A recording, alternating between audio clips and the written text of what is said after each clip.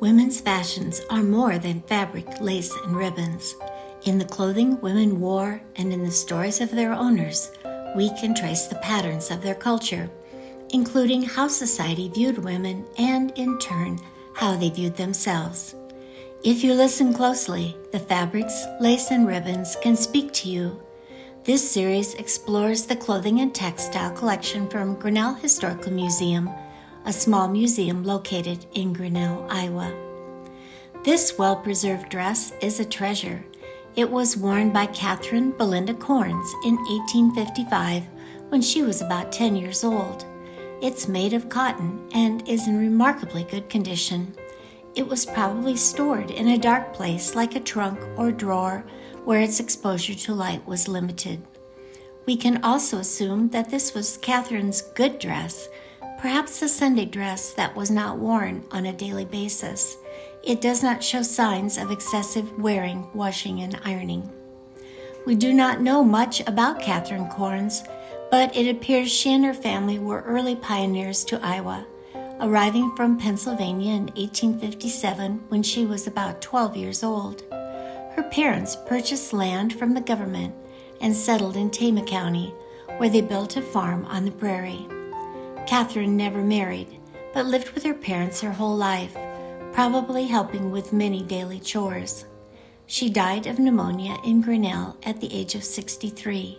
Her niece, Mina Moore's stone donated the dress to the museum. This is a garment that is completely hand-sewn with a needle and thread. As was often the case with children's clothing at the time, it was probably meant to fit Catherine for several years, evidenced by the tucks at the sleeves and the skirt. As Catherine grew, the tucks would be let out. This dress may have been made for Catherine by her mother, or maybe a grandmother or aunt, but the seamstress who made it went to the extra trouble to add some special touches, like a ruffle at the sleeve cap and a ruffle and matching piping at the waist. But a very interesting part of this dress is hidden inside. If you were to look closely at the right side of the skirt, you would notice something unusual. Although the gathers and pattern of the fabric manage to hide it, there is a big vertical tuck in the skirt, where a tuck should not be. Concealed inside the tuck is a large hole, about 4 inches long, which has been folded together and sewn shut. Further investigation reveals 4 more holes, one in the pocket made with a secondary fabric, and 3 more holes in the sleeve tucks. How did Catherine damage her dress in 5 different places? Maybe she was sitting on a fence and her skirt caught on a piece of splintered wood.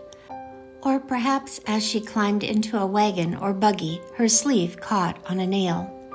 We can probably picture Catherine's mother shaking her head and sighing, "Oh, Kate," as she saw the damage.